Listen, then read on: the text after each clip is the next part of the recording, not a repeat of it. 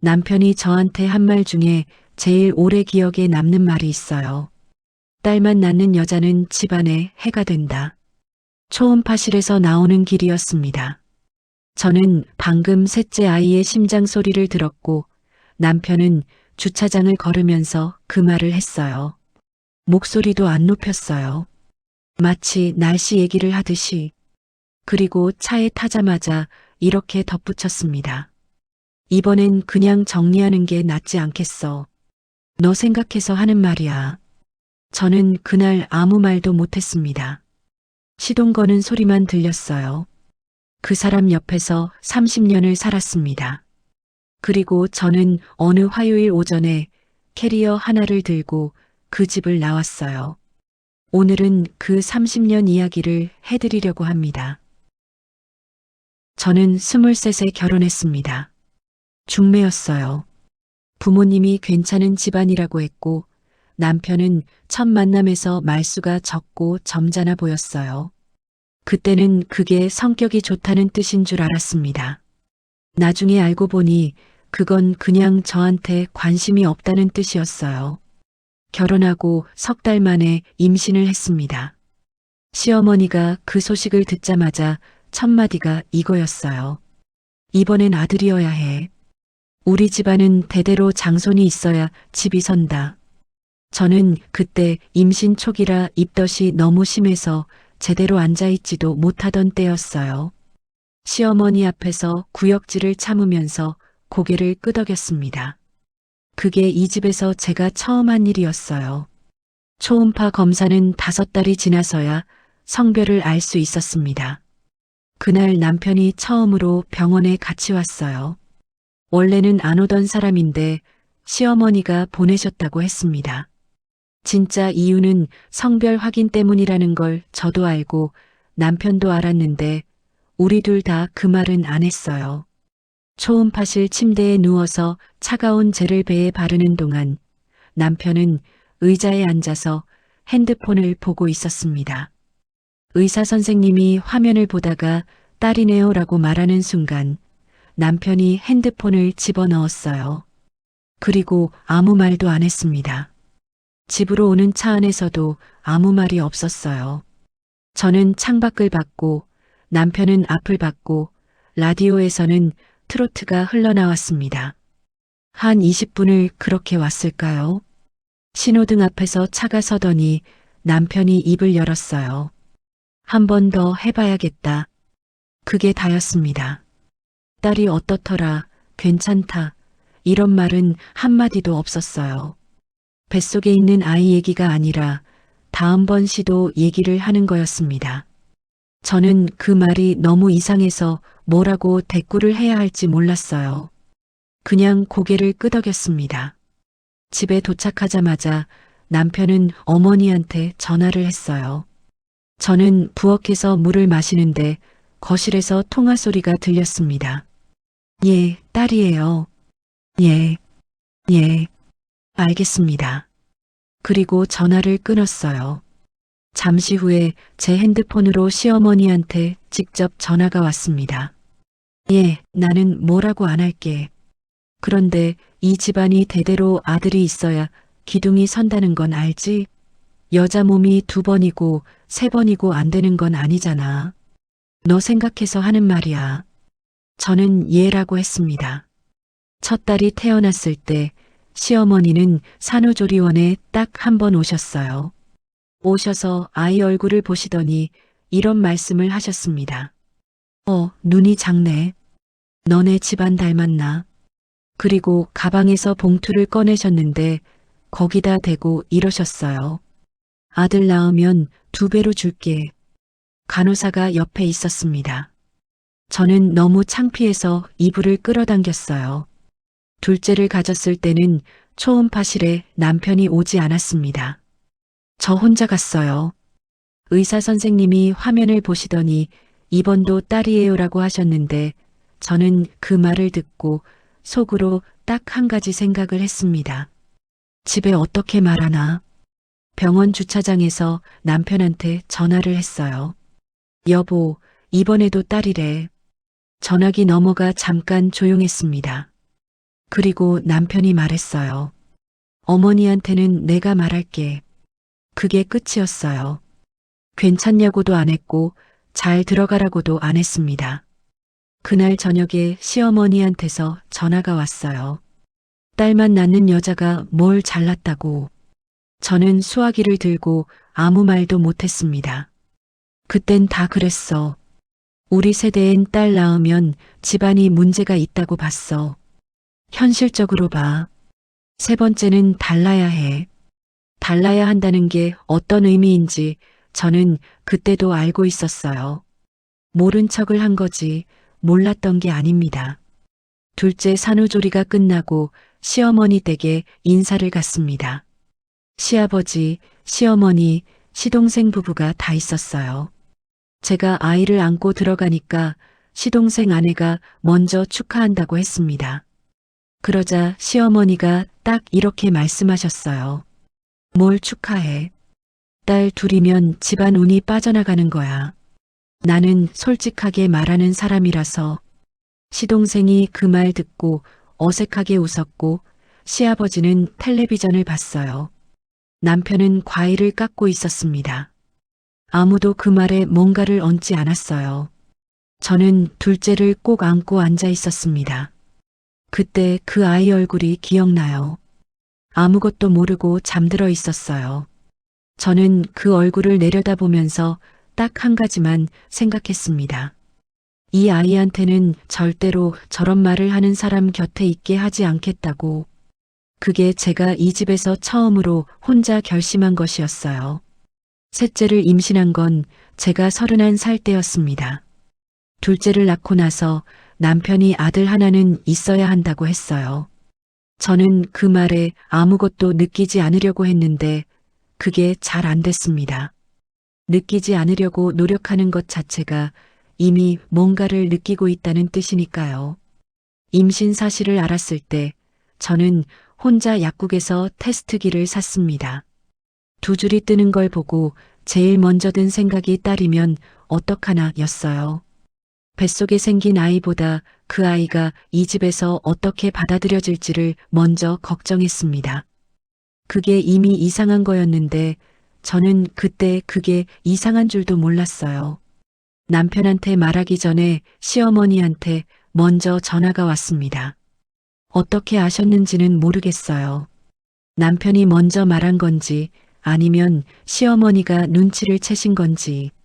하여튼 전화기 너머에서 게시부터 이러셨습니다. 이번엔 아들이어야 해. 이번에도 딸이면 며느리 자격을 다시 생각해 봐야지. 며느리 자격. 저는 그 말을 듣고 뭐라고 해야 할지 몰라서 그냥 이해했습니다. 그게 제가 할 수 있는 전부였어요. 임신 초기에 입덧이 심했습니다. 직장을 다니고 있었는데 점심때마다 화장실에 가서 구역질을 했어요. 동료들은 눈치를 채고 걱정을 해줬는데 정작 집에서는 아무도 괜찮냐고 묻지 않았습니다. 남편은 퇴근하면 밥부터 찾았고 제가 입덧이 심해서 냄새를 못 맡겠다고 하면 이런 말을 했어요.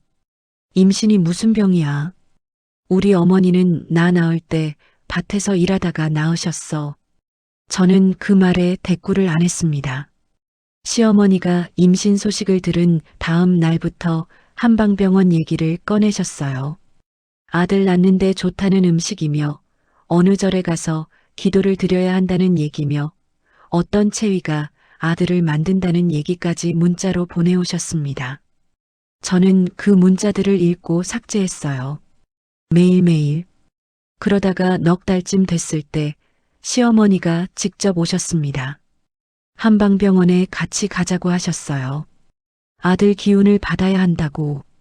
저는 직장이 있다고 했는데 시어머니가 남편한테 전화를 하셨고 남편이 저한테 전화를 했어요. 한 번만 가. 어머니 마음이 편하시면 그걸로 된 거야. 집안 위에서 하는 거잖아. 집안 위에서. 저는 반차를 쓰고 시어머니랑 한방병원에 갔습니다. 한의사 선생님이 맥을 짚으시는데 시어머니가 옆에서 이러셨어요. 선생님, 이 며느리가 딸만 둘을 낳았거든요. 이번엔 아들 낳을 수 있게 봐주세요. 한의사 선생님이 조금 당황하셨는지 말씀을 잇지 못하셨어요. 저는 진료 침대 위에 앉아서 천장을 봤습니다.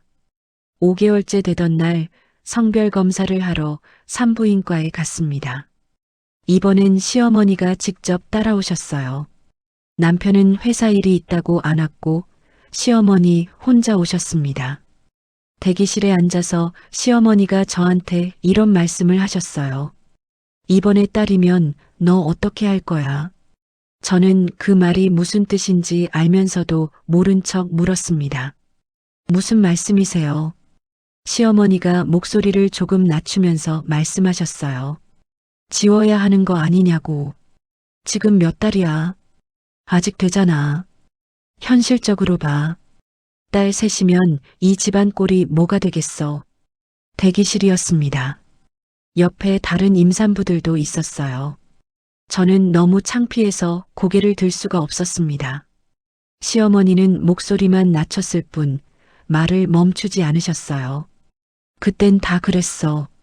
아들 못 낳으면 다들 한 번씩은 정리를 했다고. 이상한 게 아니야.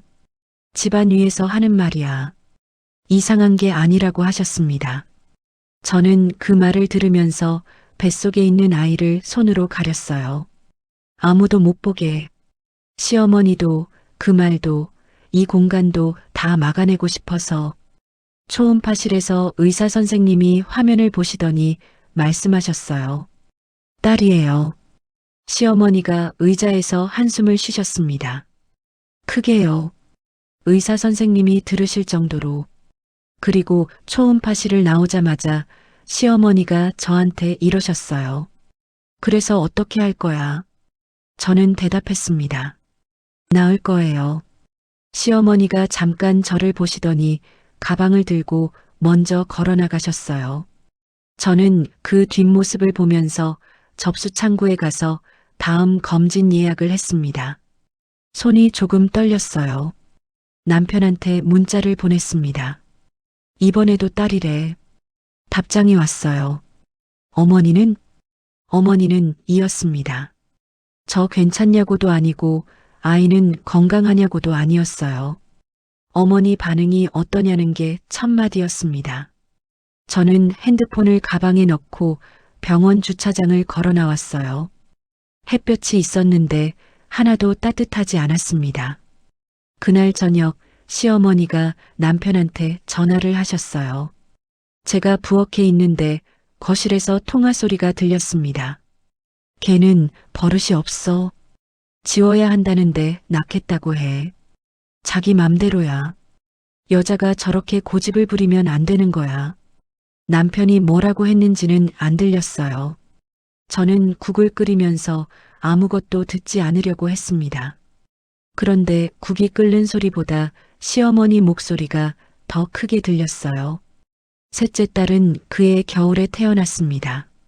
건강했어요. 우렁차게 울었어요. 저는 그 아이 울음소리를 들으면서 처음으로 이 집에서 속으로 웃었습니다. 아무도 못 본 웃음이었어요. 셋째를 낳고 나서 시어머니가 산후조리원에 오셨습니다. 첫째 때는 한 번, 둘째 때는 안 오셨는데 셋째 때는 오셨어요. 이상하다 싶었는데 오시자마자 이유를 알았습니다. 아이 얼굴을 보지 않으셨어요. 저를 보셨습니다. 병실 의자에 앉으시더니 가방에서 뭔가를 꺼내셨는데 서류였어요. A4 용지에 뭔가가 빽빽하게 적혀 있었습니다. 이게 뭐예요? 읽어봐. 저는 산후조리원 침대에 누운 채로 그 서류를 받아들었습니다. 몸을 일으키는 것도 힘들었어요. 출산한 지 사흘밖에 안 됐으니까요. 서류에는 이혼 합의서라고 적혀 있었습니다. 저는 그걸 보고 아무 말도 못했어요. 시어머니가 말씀하셨습니다. 우리 아들 불쌍하지 않냐?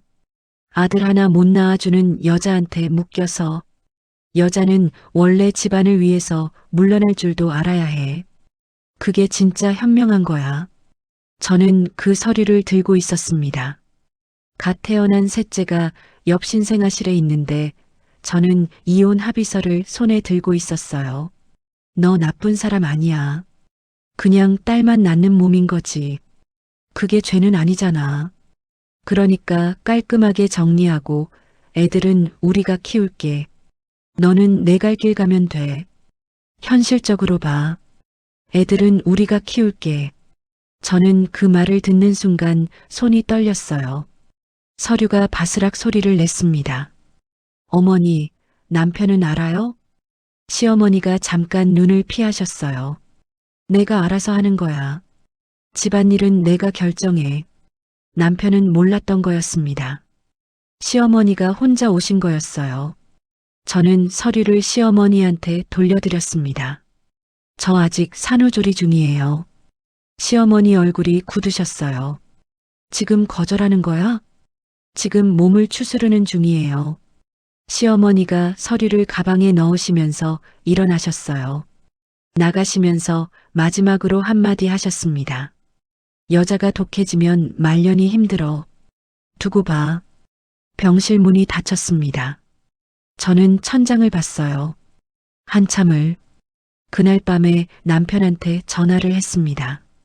어머니가 오늘 산후조리원에 오셨어. 알아. 알고 있었어요. 이혼 합의서 가져오신 것도 알아? 전화기 너머가 조용해졌습니다. 한 5초쯤 됐을까요? 그건 어머니가 좀 심하셨다. 좀 심하셨다 였습니다.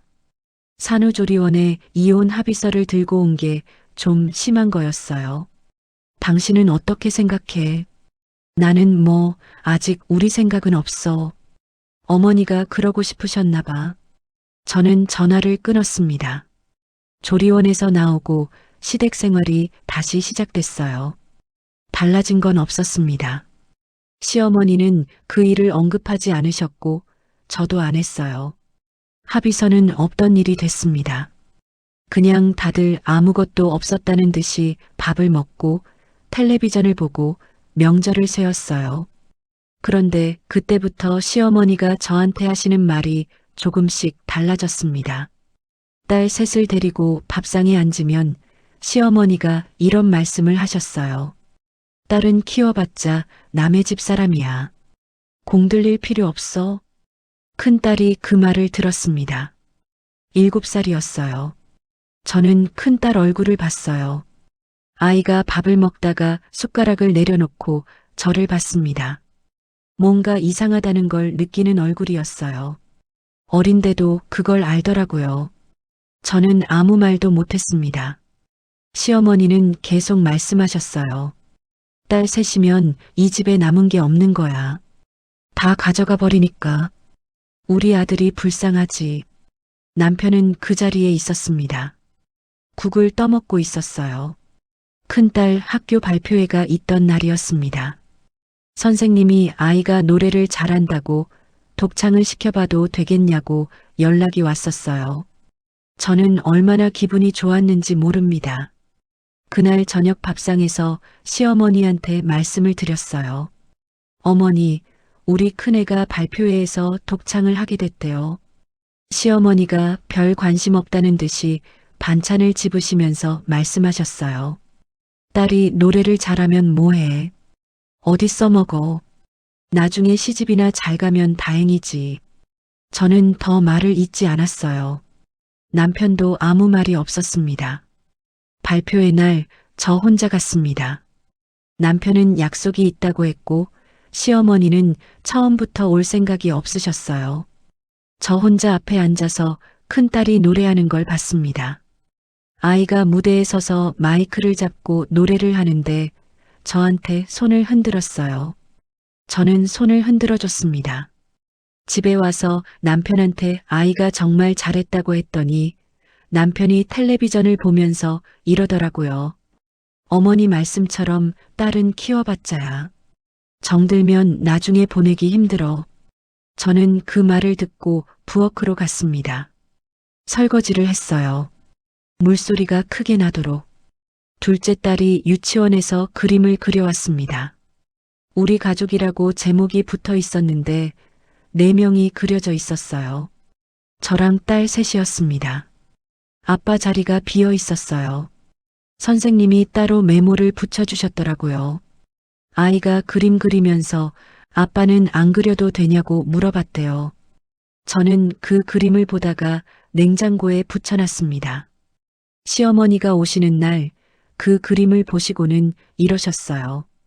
애가 벌써부터 눈치를 채네. 우리 아들이 딸 셋한테 묶여서 사는 게 얼마나 갑갑하겠냐. 여자는 원래 남자를 편하게 해줘야 해. 그게 집안이 사는 거야. 남편이 옆에서 커피를 마시고 있었습니다. 저는 그 커피잔을 봤어요. 제가 탄 커피였습니다. 그날 저는 처음으로 수첩을 한 권 사야겠다고 생각했어요. 이 말들을 어딘가에 적어두지 않으면 나중에 내가 이게 실제로 있었던 일인지 헷갈릴 것 같아서요. 기억이 흐려지는 게 두려운 게 아니었어요. 내가 이걸 그냥 넘어갔다는 사실을 나 스스로 잊어버릴 것 같아서였습니다. 아이들이 초등학교에 다니기 시작하면서 시어머니가 더 자주 오셨습니다. 이유가 있었어요. 시동생이 결혼을 했는데 첫째 아이가 아들이었거든요. 시어머니가 그 아이를 보시고 나서부터 우리 집에 오실 때마다 표정이 달랐습니다. 손자를 보고 오신 날은 특히 더요. 어느 날 저녁에 오셔서 밥상에 앉으시더니 첫 마디가 이거였어요. 작은 며느리는 첫 번에 아들을 낳더라. 역시 여자는 몸이 달라야 해. 큰딸이 옆에서 밥을 먹고 있었습니다. 10살이었어요. 저는 아이 얼굴을 봤어요. 아이가 숟가락을 든 채로 할머니를 보고 있었습니다. 뭔가를 이해하려는 것 같은 얼굴이었어요. 저는 아이한테 반찬 더 먹으라고 했습니다. 시어머니가 계속 말씀하셨어요. 작은 집은 이제 대가 이어지는 거야. 큰 집이 그걸 못했으니 어떡해. 우리 아들이 그게 얼마나 억울하겠냐. 남편은 밥을 먹었습니다. 뭔가를 씹는 소리가 들렸어요. 저는 국을 떠먹었어요. 그날 이후로 명절이 달라졌습니다. 시동생 아들, 그러니까 손자가 생기고 나서 명절 자리 배치가 바뀌었어요. 시어머니 옆자리에 작은 며느리가 앉게 됐고 저는 부엌 쪽으로 밀렸습니다. 밥상도 2개를 차리게 됐는데 큰 상에는 시어머니, 시아버지, 시동생 부부, 남편이 앉았고 작은 상은 저랑 딸 셋이었어요. 제가 차린 밥상에 저는 앉지 못했습니다. 설거지를 해야 했으니까요. 그 명절에 시어머니가 작은 며느리한테 하시는 말을 들었어요. 부엌에서 설거지를 하는데 거실 소리가 다 들렸습니다. 얘가 우리 집안 씨를 이은 거야. 이 공이 얼마나 큰지 몰라. 작은 며느리가 웃으면서 감사하다고 했어요. 저는 그릇을 헹궜습니다. 큰딸이 수학 경시대회에서 상을 받은 건 그 이듬해 봄이었어요. 학교에서 연락이 왔을 때 저는 너무 기뻐서 손이 떨렸습니다. 큰딸이 원래 수학을 좋아했는데 선생님이 일찌감치 눈여겨봤던 아이였어요.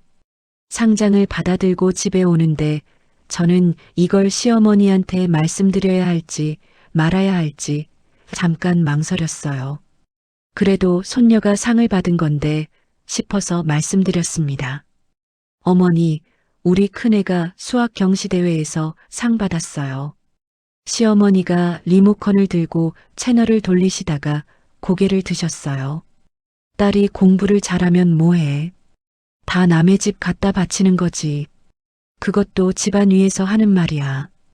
큰딸이 그 자리에 있었습니다. 상장을 손에 들고 서 있었어요. 저는 큰딸한테 방에 들어가 있으라고 했습니다. 아이가 방으로 들어가면서 저를 한번 돌아봤어요. 그 눈이 아직도 기억납니다. 상처를 받은 건지 아니면 이미 익숙해진 건지 저도 그게 어느 쪽인지 읽지 못했어요. 남편은 그 자리에 있었습니다. 여보, 큰애가 상을 받았는데. 남편이 저를 봤어요.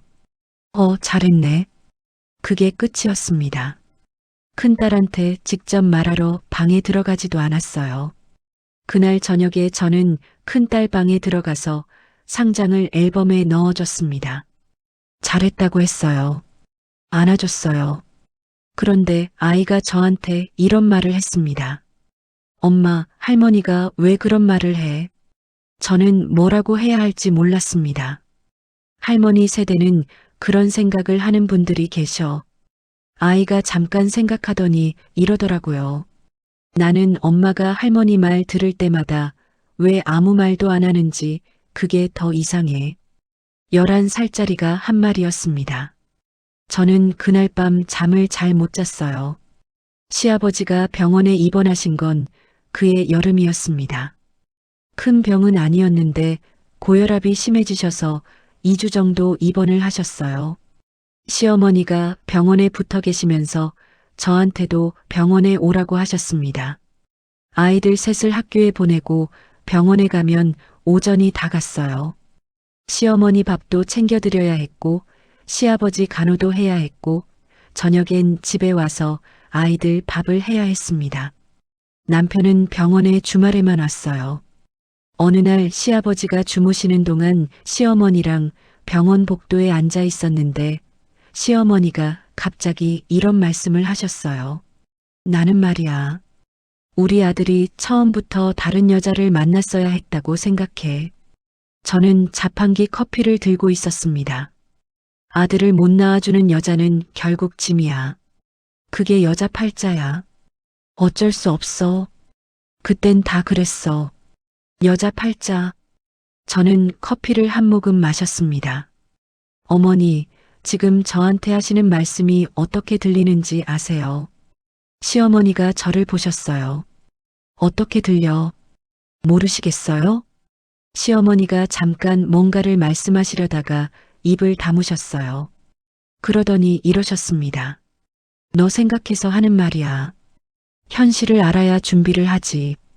현실을 알아야 준비를 한다고 하셨습니다. 저는 그 말이 무슨 준비를 말하는 건지 알면서도 더 묻지 않았어요. 그날 병원 주차장에서 차에 타고 나서 저는 한참 동안 시동을 걸지 않았습니다. 창문 너머로 병원 건물이 보였어요. 저는 그때 처음으로 이 결혼이 나한테 어떤 의미인지를 아주 냉정하게 생각해 봤습니다. 사랑이 어떻다는 게 아니라 이 구조 안에서 내가 무엇으로 취급받고 있는지를요. 아들을 못 낳은 여자, 딸만 낳는 몸, 집안의 해가 되는 사람, 그 사람들이 저를 부르는 방식이 전부 그랬습니다.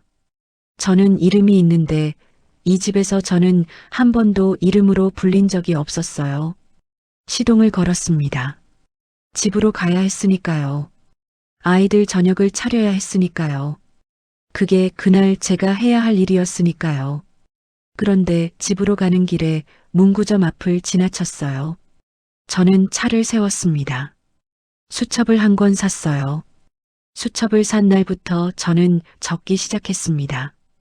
특별한 형식은 없었어요. 날짜를 쓰고 누가 어디서 뭐라고 했는지를 그대로 옮겨 적었습니다. 감정은 쓰지 않았어요. 제가 어떻게 느꼈는지는 한 글자도 안 썼습니다. 그냥 그 사람들이 한 말만 적었어요.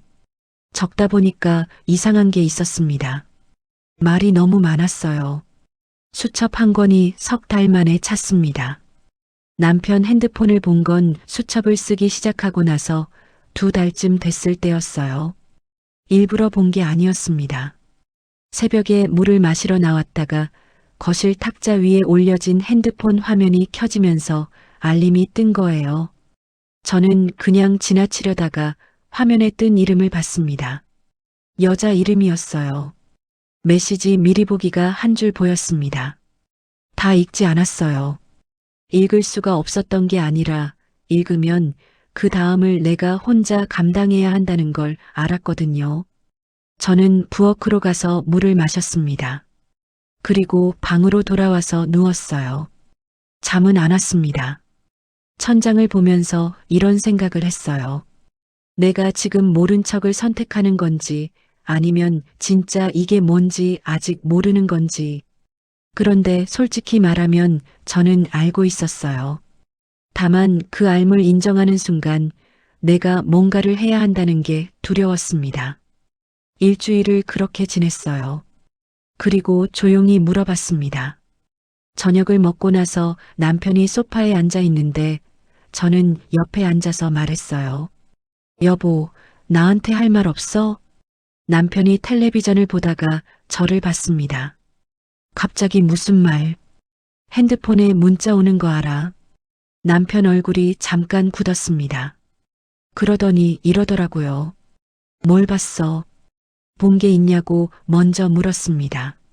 아니라고 해명하는 게 아니라요. 이름이랑 미리 보기. 남편이 리모컨을 내려놓더니 한숨을 쉬었어요. 그게 뭔지 알아? 몰라서 물어보는 거야. 남편이 잠깐 뜸을 들이더니 이러더라고요. 회사 사람이야. 일 때문에 연락하는 거야. 저는 그 말을 듣고 아무것도 하지 않았어요. 그 시간에 일 문자가 와 요즘 프로젝트가 있어서 저는 더 묻지 않았습니다. 그날 수첩에 적었어요. 날짜, 남편이 한 말, 그게 전부였습니다.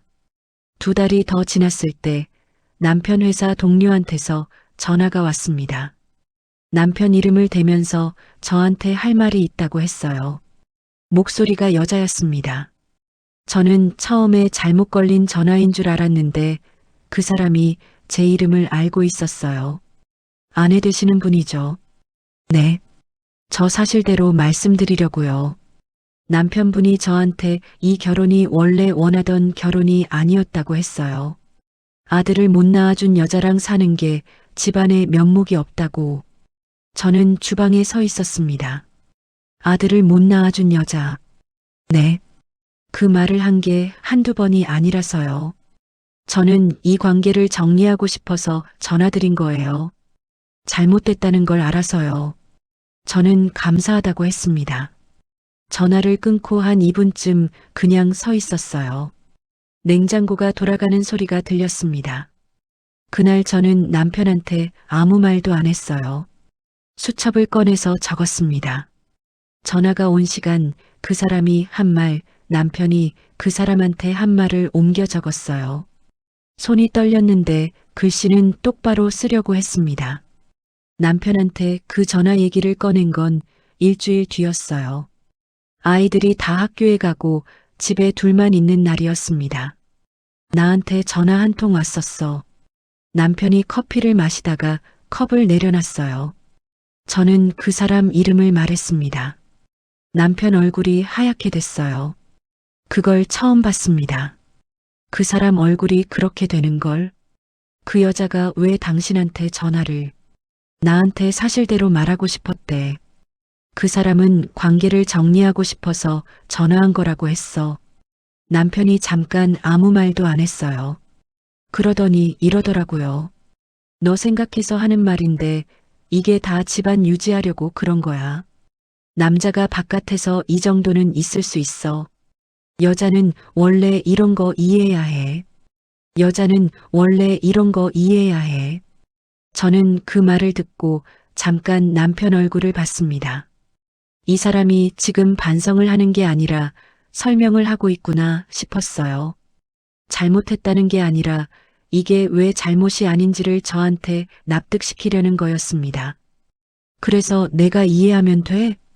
현실적으로 봐. 우리 이 나이에 집안 흔드는 게 말이 돼? 집안. 이 사람한테 집안은 제가 아들을 못 낳은 것도 바깥에서 다른 여자를 만난 것도 전부 집안이라는 말 하나로 설명이 됐습니다. 저는 더 얘기하지 않았어요.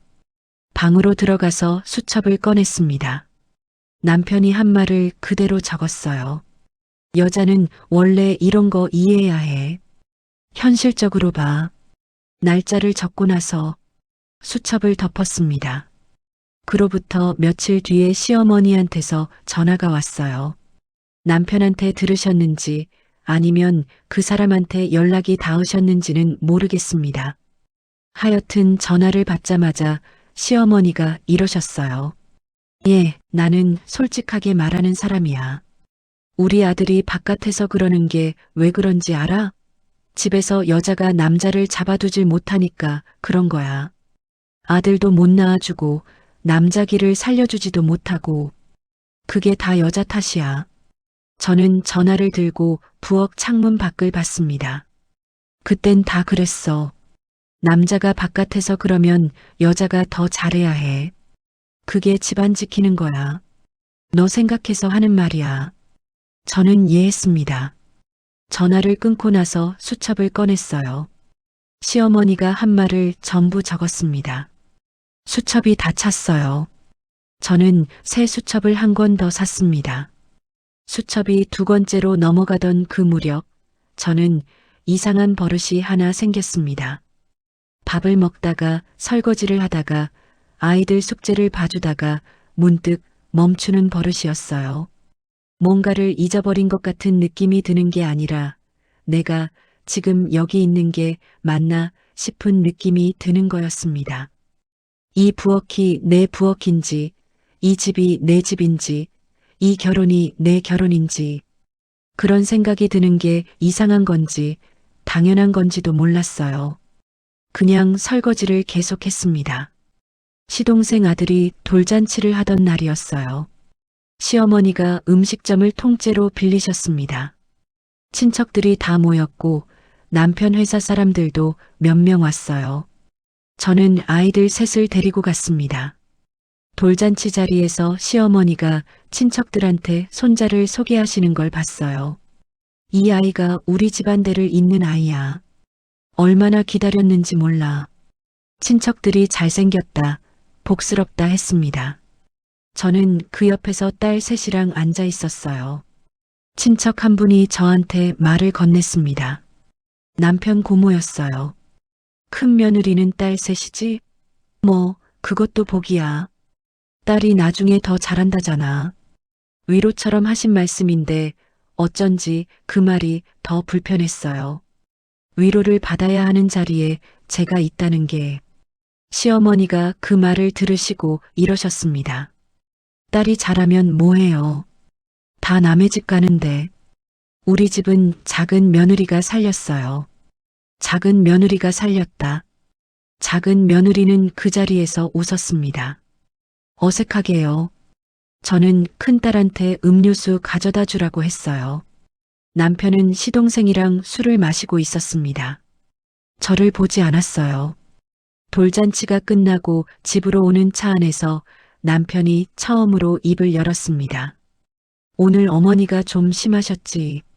저는 창밖을 봤어요. 심한 게 오늘만이야.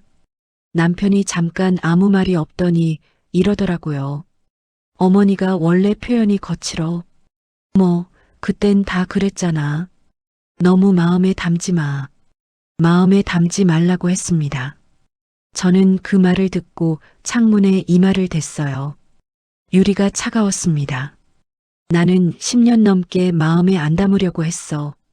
남편이 대꾸를 안 했어요. 그것도 수첩에 적었습니다. 큰딸이 중학교에 올라가던 해봄이었어요. 학교 상담 선생님한테서 연락이 왔습니다.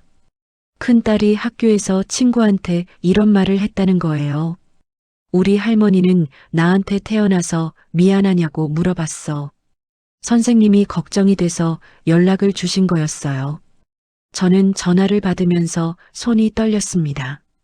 그날 저녁에 큰딸 방에 들어갔어요. 아이가 침대에 누워서 책을 보고 있었는데 저를 보더니 책을 내려놨습니다. 할머니가 그런 말 했어?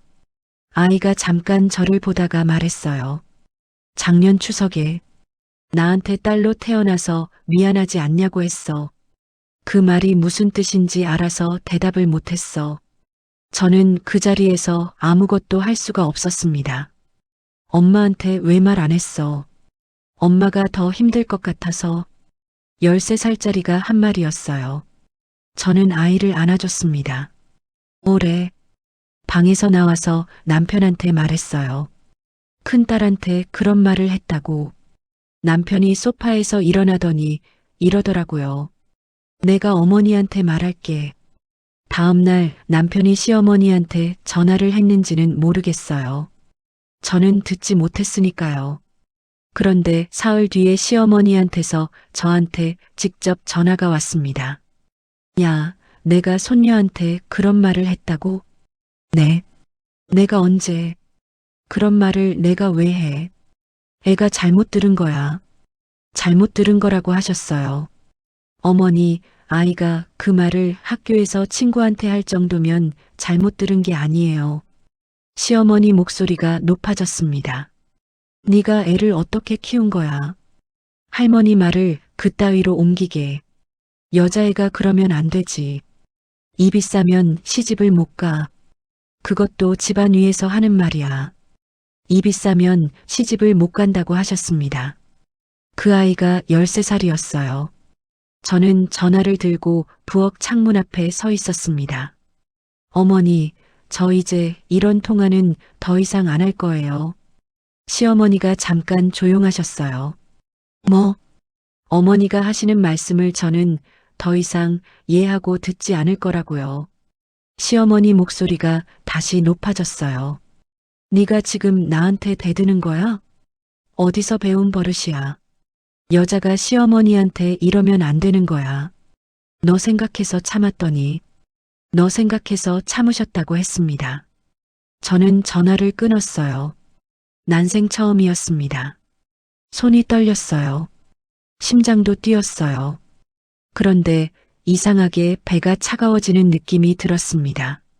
뭔가가 식는 느낌이요. 남편한테 문자가 왔어요. 어머니한테 왜 그랬어? 전화드려. 저는 그 문자를 읽고 핸드폰을 내려놨습니다. 전화를 드리지 않았어요. 그날 밤에 남편이 퇴근하고 들어오더니 현관에서부터 말을 시작했습니다. 어머니가 많이 속상해 하셔. 사과 전화드려. 저는 부엌에서 아이들 야식을 챙기고 있었어요. 나는 사과할 말을 안 했어. 어머니가 연세가 있으신 분이야. 그냥 죄송합니다 하면 되잖아. 뭘 죄송하다고 해. 남편이 가방을 소파에 던지면서 이러더라고요. 왜 이렇게 됐어 갑자기. 현실적으로 봐. 어머니가 좀 말씀이 새도 나쁜 뜻이 아닌 거 알잖아. 여자가 이렇게 고집을 부리면 집안이 어떻게 돼? 여자가 고집을 부리면 저는 국자를 내려놨습니다. 여보, 나 하나 물어볼게. 남편이 저를 봤어요. 우리 큰애한테 딸로 태어나서 미안하지 않냐고 한 말이 나쁜 뜻이 아닌 거야? 남편이 입을 열었다가 닫았어요. 저는 다시 국자를 들었습니다. 그날 이후로 저는 달라졌어요. 말수가 줄었고 대신 눈이 바빠졌습니다. 이 집안에서 내 이름으로 된 것들이 무엇인지, 내가 가진 것이 무엇인지를 조용히 들여다보기 시작했어요. 통장을 확인했습니다. 보험을 확인했어요. 수첩 2권을 서랍 깊은 곳에 넣어뒀습니다. 아직 아무것도 결정하지 않았어요. 그냥 준비라는 게 뭔지 처음으로 생각해 봤습니다. 통장을 확인하고 나서 저는 한 가지를 알았습니다. 제 이름으로 된 돈이 없었어요. 결혼한 지 20년이 넘었는데 제 이름으로 된 통장에 잔액이 40만 원이었습니다. 남편 월급은 남편 통장으로 들어왔고 생활비는 남편이 주는 만큼만 썼어요. 제가 쓰고 남은 돈을 모아둔 게 40만 원이었습니다. 20년 치가요. 저는 그 숫자를 보고 한참 앉아 있었어요. 화가 난 게 아니었습니다. 그냥 그 숫자가 이 결혼에서 내가 어떤 위치였는지를 너무 정확하게 보여주는 것 같아서 오히려 아무 감정도 안 들었어요. 그날부터 저는 자격증 학원을 알아보기 시작했습니다. 요양보호사 자격증이었어요. 나이가 들어서도 할 수 있는 일, 자격증만 있으면 언제든 시작할 수 있는 일을 찾다 보니 거기까지 갔습니다. 학원이 버스로 2정거장 거리에 있었어요. 수업이 오전에 있었고 아이들 학교 보내고 나면 시간이 됐습니다. 남편한테 말했어요. 나 자격증 공부 좀 하려고. 남편이 뭐냐고 물었고 요양보호사라고 했습니다.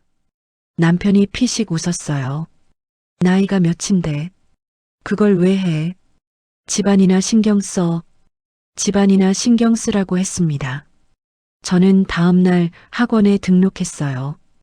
학원을 다닌다는 걸 시어머니가 아신 건 한 달쯤 지나서였습니다. 남편이 말씀드린 것 같았어요. 시어머니한테서 전화가 왔는데 첫 마디가 이거였습니다. 야, 요양보호사가 뭐야? 남의 집 노인네 기저귀 갈아주는 거잖아. 우리 집안 며느리가 그런 일을 해? 창피하지도 않아? 저는 전화를 들고 수첩을 폈어요. 어머니, 일하는 게 왜 창피해요? 일이 다 같은 일이냐고. 여자는 원래 집을 지켜야 해. 바깥에서 돌아다니면 집안 꼴이 뭐가 되겠어. 너 생각해서 하는 말이야. 저는 시어머니가 하시는 말을 들으면서 적었습니다. 전화를 끊고 나서 남편한테 문자가 왔어요. 어머니 전화 왔지. 학원 그만둬. 저는 답장을 안 했습니다. 학원을 다니는 동안 이상한 일이 있었어요. 제가 웃는 날이 생겼습니다. 억지로 웃는 게 아니라 그냥 웃어지는 날이요. 학원에서 같이 공부하는 사람들이 다 저 또래거나 저보다 나이가 많았어요. 다들 이유가 있었습니다. 남편이 아프다는 분, 혼자 사신다는 분, 자식들한테 손 벌리기 싫다는 분. 우리는 쉬는 시간에 편의점 커피를 마시면서 별 얘기를 다 했어요. 그 자리에서는 아무도 제가 아들을 낳았는지 딸을 낳았는지 묻지 않았습니다. 저는 그냥 내 이름으로 불렸어요. 시험은 2번 떨어졌습니다.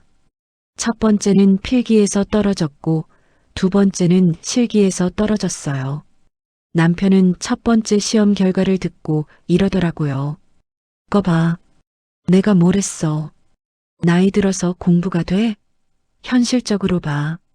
저는 다시 학원에 갔습니다. 2번째 시험에서 떨어졌을 때는 남편한테 말하지 않았어요.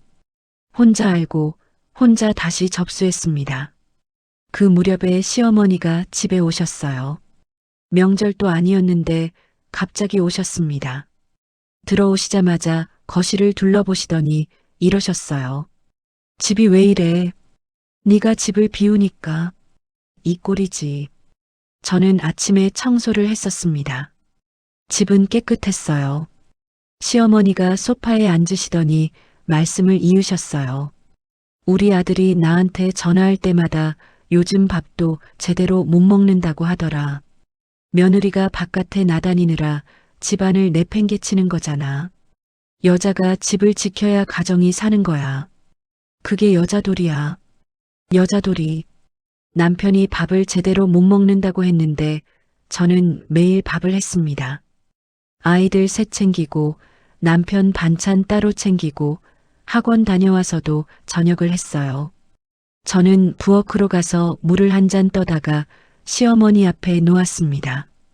어머니, 남편이 밥을 못 먹는다는 게 구체적으로 어떤 상황인지 여쭤봐도 돼요? 시어머니가 저를 보셨어요. 차려주면 먹겠지. 차려주는 사람이 없으니까 그렇다는 거잖아. 저는 매일 밥을 해요. 학원 간 날은? 학원이 오전이에요. 남편은 오전에 회사에 있어요. 시어머니가 잠깐 말문이 막히셨어요. 그러더니 이러셨습니다. 그래도 여자가 집을 비우는 게 보기 좋은 건 아니야. 집안 위에서 하는 말이야. 우리 아들이 그동안 얼마나 참았는지 알아? 딸만 셋을 키우면서. 그게 남자 체면에 얼마나 상처야. 딸 셋이 남편 체면에 상처라고 하셨습니다. 저는 그 말을 들으면서 시어머니 얼굴을 봤어요. 이분이 저를 사람으로 보시는 건지 아니면 아들 집에 딸린 무언가로 보시는 건지 50이 넘도록 그 답을 몰랐는데 그날은 알 것 같았습니다. 어머니, 저 이제 손님 오시면 차 대접해 드리는 거 말고는 더 드릴 게 없어요. 시어머니가 눈을 크게 뜨셨어요. 뭐? 학원도 계속 다닐 거고요. 시어머니가 한동안 저를 보셨어요. 그러더니 가방을 드시고 일어나셨습니다. 며느리가 변했어. 누가 꼬드긴 거야? 아무도 꼬드기지 않았습니다. 저 혼자 변한 거였어요. 근데 그 말은 하지 않았어요. 시어머니가 나가시고 나서 남편한테 문자가 왔습니다. 어머니가 서운하다고 하셔. 왜 그랬어? 저는 답장 대신 수첩을 꺼냈어요. 적었습니다. 세 번째 시험을 보던 날은 화요일이었어요. 시험장이 멀었는데 버스를 2번 갈아타고 갔습니다. 대기실에 앉아서 문제집을 보는데 옆에 앉은 분이 말을 거셨어요. 70 가까이 되어 보이는 분이었는데 이번이 4번째 도전이라고 하셨어요. 몇 번 떨어져도 계속 오는 게 맞아요. 안 오면 영영 안 되는 거니까. 저는 그 말을 들으면서 고개를 끄덕였습니다. 합격자 발표는 2주 뒤였어요. 화면에서 제 수험 번호를 확인하는 순간 저는 혼자 부엌에 서 있었습니다. 핸드폰을 들고 화면을 2번 눌러서 다시 확인했어요. 번호가 맞았습니다. 남편한테는 말하지 않았어요. 큰딸한테 전화를 했습니다. 아이가 전화를 받자마자 이렇게 물었어요. 엄마, 무슨 일이야? 나 자격증 땄어. 전화기 너머에서 잠깐 조용하더니 큰딸이 울었습니다. 저는 울지 않았어요. 근데 손이 떨렸어요. 합격했다는 기쁨인지 아니면 이제 다음 단계로 가야 한다는 걸 알아서인지 그 2가지가 섞인 것 같았습니다. 전화를 끊고 나서 수첩을 꺼냈어요. 그날은 시어머니 말을 적지 않았습니다. 처음으로 제 얘기를 적었어요. 자격증 합격 날짜. 딱 4글자였는데 수첩에서 제일 오래 들여다본 문장이었습니다. 자격증이 생기고 나서 저는 조용히 움직이기 시작했습니다. 소리를 내지 않았어요. 남편한테 말하지 않았고 시어머니한테는 당연히 말하지 않았습니다. 큰딸만 알고 있었어요.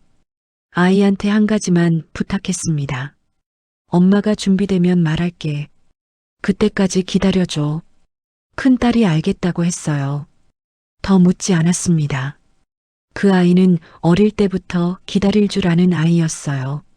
이 집에서 오래 살면서 배운 것 같아서 그게 마음에 걸렸지만 그 얘기는 나중으로 미뤘습니다.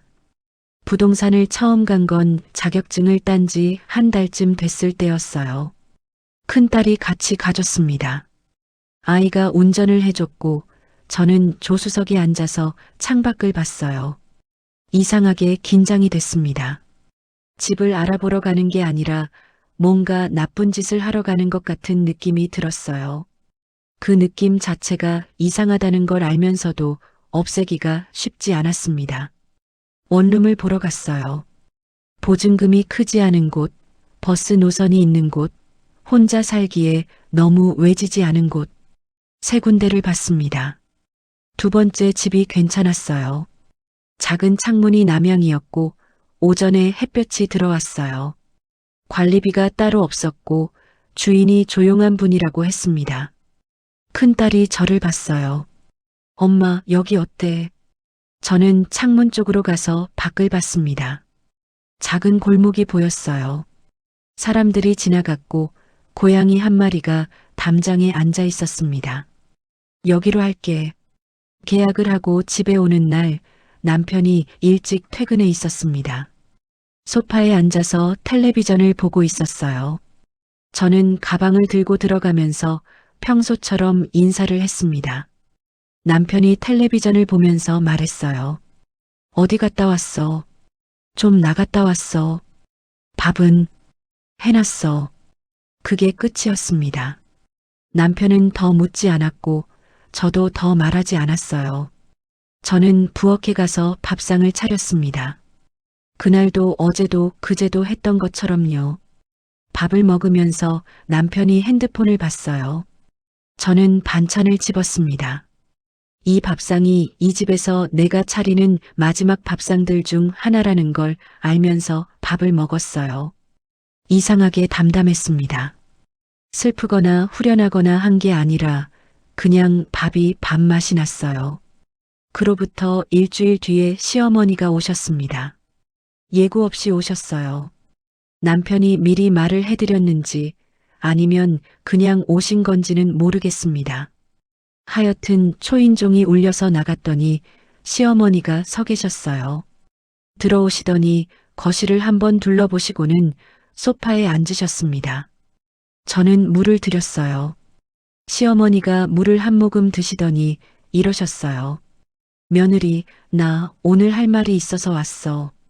저는 맞은편에 앉았습니다. 우리 아들이 요즘 힘들어해. 눈치채고 있었어? 어떻게 힘드신데요? 집안이 어수선하잖아. 며느리가 바깥에 나다니고 말도 예전 같지 않고 남자가 집에서 안정이 돼야 바깥에서 일을 하는 거야. 그게 집안이 사는 거고. 그땐 다 그랬어. 저는 시어머니 말을 들으면서 손을 무릎 위에 올려놨어요. 어머니, 저 드릴 말씀이 있어요. 시어머니가 저를 보셨어요. 저 이 집에서 나가려고 해요. 시어머니가 잠깐 멈추셨습니다. 뭐? 따로 살 집을 계약했어요. 시어머니 얼굴이 순서대로 바뀌었어요. 놀람, 그 다음엔 황당함, 그 다음엔 뭔가를 계산하는 표정이었습니다. 지금 무슨 소리야? 이혼하겠다는 거야? 이혼 얘기는 아직 안 했어요. 일단 저 혼자 나가는 거예요. 혼자 나가면 애들은 이미 다 컸어요. 큰애는 29이에요. 시어머니가 물컵을 내려놓으셨어요. 너 지금 제정신이야? 여자가 집을 나가면 그게 가정 파탄이야. 자식들 보기에 창피하지도 않아? 집안이 어떻게 되는 거야? 현실적으로 봐. 현실적으로 봐. 저는 그 말을 듣는 순간 이상하게 웃음이 날 뻔했어요. 20년 넘게 들은 말이었거든요. 어머니, 저 이 말을 수첩에 적어뒀어요. 시어머니가 눈을 가늘게 하셨어요. 무슨 수첩? 어머니가 저한테 하신 말씀들이요. 날짜랑 장소랑 같이요. 산후조리원에서 이혼 합의서 가져오신 날도 있고 손녀한테 딸로 태어나서 미안하지 않냐고 하신 날도 있어요. 시어머니가 입을 여셨다가 다무셨습니다. 그걸 왜 적어? 그냥요. 기억하고 싶어서요. 거실이 조용해졌어요. 시어머니가 한참 저를 보시다가 이러셨습니다. 며느리가 나를 잡으려고 그러는 거야. 잡으려는 게 아니에요. 그냥 있었던 일을 적어둔 거예요. 시어머니가 가방을 드셨어요. 일어나시면서 마지막으로 한마디 하셨습니다. 두고 봐. 나가면 후회해. 저는 시어머니를 현관까지 배웅했습니다. 문이 닫히고 나서 거실로 돌아와 소파에 앉았어요. 남편한테 말한 건 그날 저녁이었습니다. 퇴근하고 들어오는 남편한테 현관에서 말했어요. 여보, 나 나갈 거야. 남편이 구두를 벗다가 멈췄습니다. 어머니한테 들었어? 들었어. 진짜야? 응. 남편이 구두를 벗고 들어오더니 저를 봤어요. 오랜만에 제대로 보는 것 같았습니다. 왜? 저는 그 질문 앞에서 설명하고 싶은 마음이 없었어요. 설명을 듣고 이해할 준비가 된 사람한테만 말이 필요한 거니까요. 그냥 나갈 거야. 남편이 소파에 앉았습니다. 한참 있다가 이러더라고요. 이혼하자는 거야. 그건 나중에 얘기해. 나중에? 응. 나는 지금 일단 나가는 거야. 남편이 더 말을 잇지 않았어요. 뭔가를 말하려다가 멈추는 게 보였는데 결국 아무 말도 안 했습니다. 저는 방으로 들어가서 미리 싸둔 캐리어를 꺼냈어요. 나오는 날은 화요일이었습니다. 아이들 셋이 다 와줬어요. 큰딸이 짐을 들어줬고 둘째가 차를 몰아줬고 셋째가 새 집에서 같이 짐을 풀어줬습니다. 우리 넷이서 작은 원룸에 옹기종기 앉아서 편의점 김밥을 먹었어요. 셋째가 이러더라고요. 엄마, 이 집 햇볕 잘 들어온다. 저는 그 말을 듣고 창문을 봤습니다. 오전 햇볕이 들어오는 작은 창문이었어요. 남편은 제가 나오던 날 소파에 앉아서 리모컨을 들고 있었습니다. 저를 보지 않았어요. 현관문을 닫으면서 저도 돌아보지 않았습니다. 지금 저는 이 집에서 산 지 6달이 됐어요. 아침에 일어나면 제가 먹고 싶은 걸 먹습니다. 아무도 아들을 못 낳았다고 하지 않아요. 아무도 여자는 원래 그렇다고 하지 않습니다. 아무도 집안 위에서라는 말을 하지 않아요. 조용합니다. 처음엔 그 조용함이 어색했는데 이제는 이게 원래 조용한 게 맞구나 싶어요. 저는 이겼다는 말을 하고 싶지 않습니다. 복수를 했다는 말도요. 그냥 여기서 나왔어요. 내 인생을 내가 선택했어요. 그게 다예요. 이 이야기를 들으신 분들께 마지막으로 여쭤보고 싶어요. 당신 곁에도 혹은 당신 자신도 이런 말을 수십 년째 들으면서 그냥 넘겨온 날들이 있었나요? 그 말들이 당연한 게 아니었다는 걸 지금이라도 알아주셨으면 합니다.